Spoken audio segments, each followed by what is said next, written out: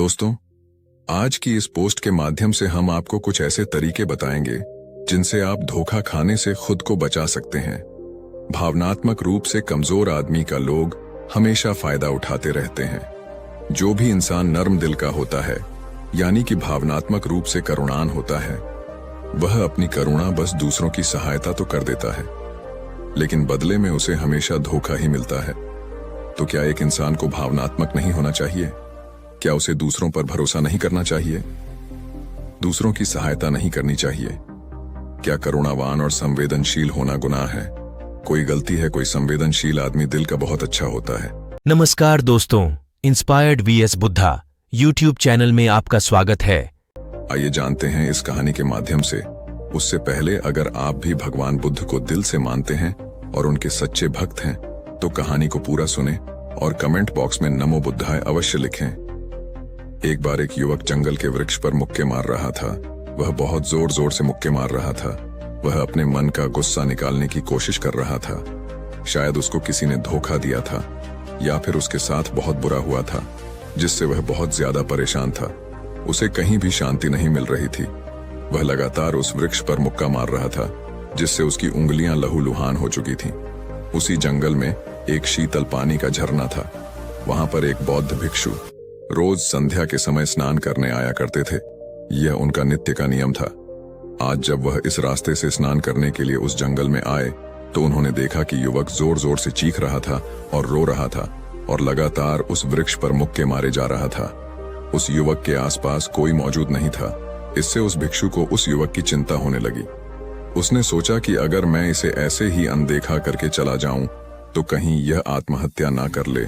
ऐसे विचार आने के बाद भी वह कुछ नहीं बोले। वह लगातार उस युवक की तरफ देखे जा रहा थे। कुछ देर तक तो उस युवक ने उस भिक्षु को नजरअंदाज किया, लेकिन कुछ देर बाद उसे अजीब सा लगने लगा। उसने सोचा, ना तो यह मुझे रोक रहा है और ना ही कुछ कह रहा है। यह तो बस मुझे देखे जा रहा है। इसका क्या मतलब है? बहुत अजीब आदमी है। ऐसे ही विचार उस युवक के मन में उठने लगे।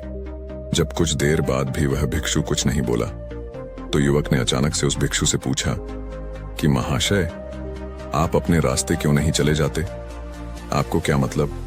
आप यहाँ रुककर मुझे देख क्यों रहे हैं? भिक्षु ने बहुत शांत स्वर में कहा कि मैं तुम्हें रोक नहीं रहा हूँ, तुमसे कुछ कह नहीं रहा हूँ, तो मुझसे तुम्हें क्या परेशानी है?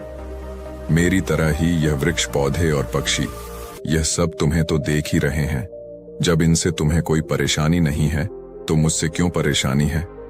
यह सुनकर और युवक जोर से चीख कर बोला, मुझे सबसे परेशानी है, मैं सबसे नफरत करता हूँ। यहाँ पर सब धोखेबाज गद्दार लोग रहते हैं, कोई किसी का नहीं होता।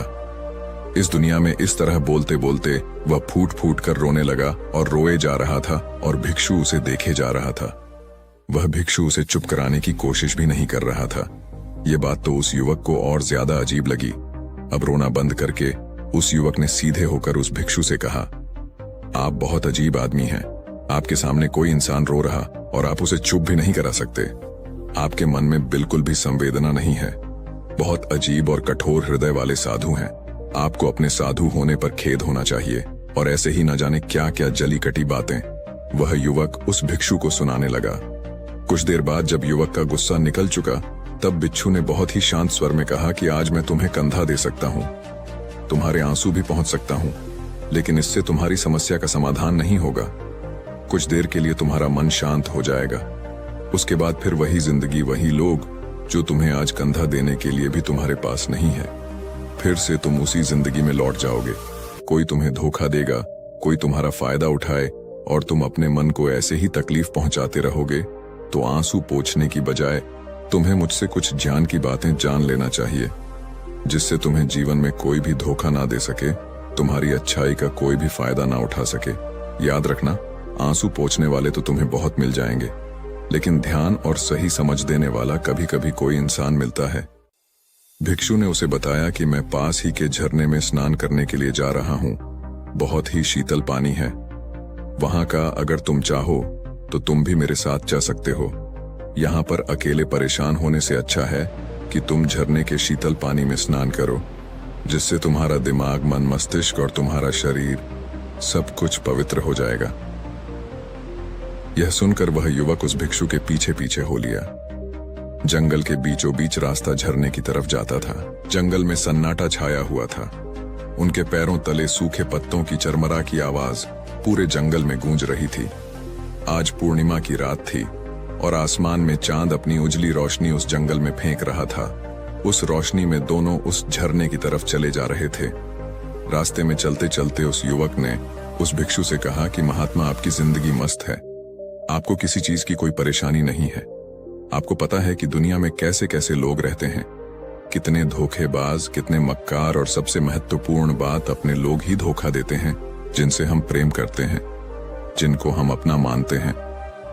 जब उन्हीं से धोखा मिलता है तो कैसा महसूस होता है। कभी कभी तो लगता है कि भोले और दयालु लोगों के लिए यह दुनिया नहीं बनी है, ये धोखेबाज के लिए है, मक्कार के लिए है। वहीं यहाँ पर फलते फूलते हैं, वही आनंद से जीते हैं। और हमारे जैसे लोग जो दूसरों की सहायता करते हैं, दूसरों को अपना मानते हैं, वह हमेशा जीवन भर दुख में रहते हैं। यही जीवन की सत्यता है और यही संसार है जिसमें हमें रोज घुट घुट कर मरना होता है। गुरुदेव, आपने सही किया, ऐसी जिंदगी को त्याग दिया, पीछे रहने दिया। अब बस अपने में मस्त, किसी से कोई परेशानी नहीं है, किसी की कोई चिंता नहीं। मैं भी सोचता हूं कि मैं भी सन्यास ले लूं। यह सुनकर उस भिक्षु ने कहा कि तुम्हें क्या लगता है, सन्यासी जीवन बहुत आसान होता है। भिक्षु ने बहुत शांत स्वर में कहा कि तुम्हें तो 2 वक्त की रोटी तो शांति से मिल जाती है, हमें तो कभी कभी वह भी नसीब नहीं होती। अगर भिक्षा मिल जाती है तो हम खा लेते हैं, वरना हमें तो भूखा ही सोना पड़ी देता है। यही हमारा सन्यासी जीवन है। हमें हमेशा नीचे सोना रहता है, सिर्फ एक लंगोट में रहना होता है, चाहे कैसा भी मौसम क्यों ना हो।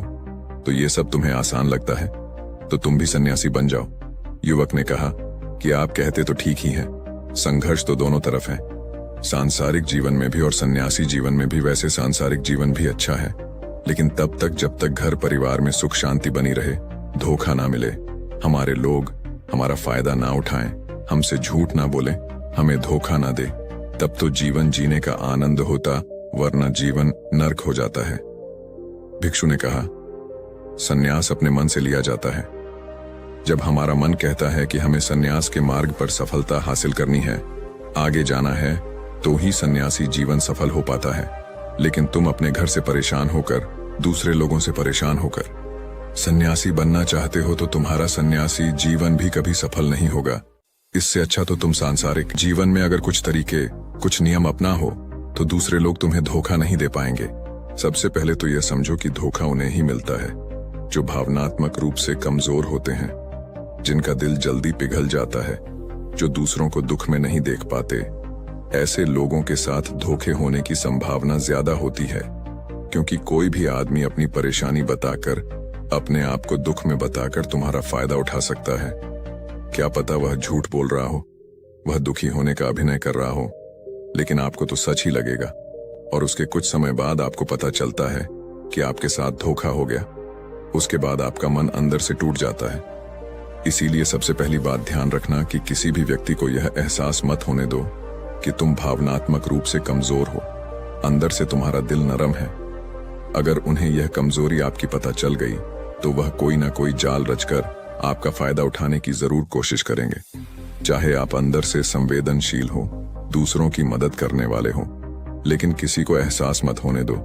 ऊपर से कठोर बने रहो। जब लोगों को लगेगा कि इससे कुछ बोलने का फायदा ही नहीं है, ये आदमी कठोर है नहीं, पिघलेगा, तो खुद वह लोग जो झूठे हैं वह आपके पास आएंगे ही नहीं। वह उन्हें चुनेंगे जो उनके आसान शिकार होंगे। दूसरी बात यह है कि हम बहुत जल्दी दूसरों पर विश्वास कर लेते हैं और हमारी जल्दी विश्वास करने की आदत ही हमें हानि पहुंचाती है। 2 दिन तुम्हें किसी से मिले हुए नहीं होते हैं और तुम एक दूसरे के हो जाते हो, एक दूसरे पर पूरा भरोसा करने लग जाते हो और यह भरोसा तीसरे दिन टूट भी जाता है और फिर तुम्हें धोखा मिलता है और फिर तुम परेशान होते हो। इसीलिए समय दो। किसी भी चीज को, किसी भी रिश्ते को आगे ले जाने के लिए समय की जरूरत होती है। समय के साथ तुम्हें सामने वाले इंसान की अच्छाई और बुराई पता चलती है।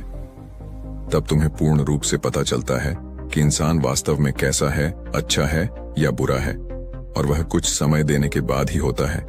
इसीलिए जल्दी किसी पर विश्वास मत करो। तीसरा तरीका समझने के लिए तुम्हें ऐसे लोगों को समझना होगा जो दूसरों की चापलूसी करते रहते हैं। कुछ लोगों की आदत होती है चापलूसी करने की, आपके सामने आपकी तारीफ करेंगे या आपके बारे में अच्छा अच्छा बोलेंगे और आपको लगेगा कि यह इंसान कितने अच्छे हैं, मुझसे कितना प्यार करते हैं। लेकिन वास्तव में उनकी वह चापलूसी एक जाल होती है ताकि वह आपका दिल जीत सके, और उनको चापलूसी करने का मौका तभी मिलता है जब आप दिखावा करते हैं। अगर आप उनकी चापलूसी से प्रभावित ही नहीं होंगे तो कुछ समय बाद वह चापलूसी करना बंद कर देंगे। इसीलिए किसी के सामने दिखावा मत करो, वरना आप तो आकर्षण के केंद्र बन जाते हो। लोगों को लगता है कि शायद इसके पास बहुत ज्यादा धन संपदा है, इसीलिए इतना दिखावा कर रहा है, और इसी वजह से जो लोग आपका फायदा उठाना चाहेंगे वह आपके करीब आने की कोशिश करेंगे, आपसे चापलूसी करने की कोशिश करेंगे। चाहे आप अंदर से संवेदनशील हों, दूसरों की मदद करने वाले हों, लेकिन किसी को एहसास मत होने दो, ऊपर से कठोर बने रहो। जब लोगों को लगेगा कि इससे कुछ बोलने का फायदा ही नहीं है, यह आदमी कठोर है, नहीं पिघलेगा, तो खुद वह लोग जो झूठे हैं वह आपके पास आएंगे ही नहीं। वह उन्हें चुनेंगे जो उनके आसान शिकार होंगे। दूसरी बात यह है कि हम बहुत जल्दी दूसरों पर विश्वास कर लेते हैं, और हमारी जल्दी विश्वास करने की आदत ही हमें हानि पहुंचाती है। 2 दिन तुम्हें किसी से मिले हुए नहीं होते हैं और तुम एक दूसरे के हो जाते हो, एक दूसरे पर पूरा भरोसा करने लग जाते हो, और यह भरोसा तीसरे दिन टूट भी जाता है, और फिर तुम्हें धोखा मिलता है, और फिर तुम परेशान होते हो। इसीलिए समय दो। किसी भी चीज को, किसी भी रिश्ते को आगे ले जाने के लिए समय की जरूरत होती है। समय के साथ तुम्हें सामने वाले इंसान की अच्छाई और बुराई पता चलती है। तब तुम्हें पूर्ण रूप से पता चलता है कि इंसान वास्तव में कैसा है, अच्छा है या बुरा है, और वह कुछ समय देने के बाद ही होता है। इसीलिए जल्दी किसी पर विश्वास मत करो। तीसरा तरीका, समझने के लिए तुम्हें ऐसे लोगों को समझना होगा जो दूसरों की चापलूसी करते रहते हैं। कुछ लोगों की आदत होती है चापलूसी करने की, आपके सामने आपकी तारीफ करेंगे या आपके बारे में अच्छा अच्छा बोलेंगे, और आपको लगेगा कि यह इंसान कितने अच्छे हैं, मुझसे कितना प्यार करते हैं। लेकिन वास्तव में उनकी वह चापलूसी एक जाल होती है ताकि वह आपका दिल जीत सके, और उनको चापलूसी करने का मौका तभी मिलता है जब आप दिखावा करते हैं। अगर आप उनकी चापलूसी से प्रभावित ही नहीं होंगे तो कुछ समय बाद वह चापलूसी करना बंद कर देंगे। इसीलिए किसी के सामने दिखावा मत करो, वरना आप तो आकर्षण के केंद्र बन जाते हो। लोगों को लगता है कि शायद इसके पास बहुत ज्यादा धन संपदा है, इसीलिए इतना दिखावा कर रहा है, और इसी वजह से जो लोग आपका फायदा उठाना चाहेंगे वह आपके करीब आने की कोशिश करेंगे, आपसे चापलूसी करने की कोशिश करेंगे। अगला नियम बताते हुए भिक्षु ने झरने की तरफ इशारा किया। वह झरने के पास पहुंच चुके थे। युवक को भी एहसास हो चुका था, क्योंकि वहां पर ठंडी ठंडी हवा चल रही थी। झरने की तरफ जाते हुए भिक्षु ने कहा कि सांसारिक जीवन में एक बात समझने की यह होती है कि हम जिसकी सहायता कर रहे हैं, चाहे किसी भी रूप में, धन से, शारीरिक रूप से, या जिस भी अवस्था में हम किसी की सहायता कर रहे हैं, तो हमें यह ख्याल रखना चाहिए कि सामने वाला वापस कभी भविष्य में हमारी सहायता करने योग्य है कि नहीं है। अगर किसी को पैसा उधार दे रहे हो तो यह समझो कि उसके पास आय का कोई साधन है कि नहीं है। कल भविष्य में वह तुम्हें वापस कर पाएगा कि नहीं कर पाएगा। अगर वह नहीं करेगा तो तुम्हें तकलीफ होगी, तुम्हें दुख होगा। ऐसे तो इंसान करुणा बस भिखारियों को भीख देता है, लेकिन वह गलत नहीं है, क्योंकि जो भी पैसा अपने सामने वाले को दिया है उससे आपके ऊपर कोई ज्यादा प्रभाव नहीं डालेगा। अगर वह आपको वापस भी नहीं लौट आए, तो अगर किसी ऐसे इंसान को पैसा देना है जो कभी वापस नहीं लौटा पाएगा, तो उतना ही दे चाहिए जिससे तुम्हारे ऊपर ज्यादा दबाव ना बने। अगर वह वापस भी ना कर सके तो तुम्हें दुख ना पहुंचे। अब तक वह दोनों झरने पर पहुंच चुके थे। दोनों ने अपने वस्त्र उतारकर उस झरने के शीतल पानी में कूद गए। पानी ठंडा था। उन दोनों की सारी थकान और उदासी पल भर में ही दूर हो गई। स्नान कर लेने के बाद दोनों उस झरने के सामने एक वृक्ष के नीचे बैठकर बातें करने लगे। भिक्षु ने उसे आगे समझाते हुए कहा कि शुरुआत में लोगों को नजरअंदाज करना सीखो। जब तुम किसी को शुरुआत में नजरअंदाज करते हो तो जो भी लोग किसी लालच की वजह से तुम्हारे पास चिपक रहे थे, उनकी छटनी हो जाएगी। जब तुम उनको नजरअंदाज करोगे तब 1-2 बार लोग तुम्हारे पास आने की कोशिश करेंगे। उसके बाद वह तुमसे दूरियां बना लेंगे। और जो आदमी तुम्हारी इंसानियत, तुम्हारी अच्छाई देखकर तुम्हारे पास आएगा, वह नजरअंदाज करने के बावजूद भी तुम्हारे करीब ही बना रहेगा।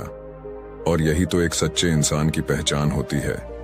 जो हमारे अपने होते हैं उनसे हम तकरार भी कर लेते हैं, कला भी कर लेते हैं, उसके बावजूद भी वह हमारी बातों का बुरा नहीं मानते हैं। चाहे कुछ ही समय के लिए वह हमसे नाराज रहे, लेकिन कुछ समय बाद फिर से हम एक हो जाते हैं। और यही तो घर परिवार का मतलब होता है, यही तो अपनों का मतलब होता है। इसीलिए शुरुआत में अनजान लोगों को नजरअंदाज करना सीखो, इग्नोर करना सीखो, ताकि धोखेबाज मक्कार लोग तुम्हारे करीब ही ना आ पाए।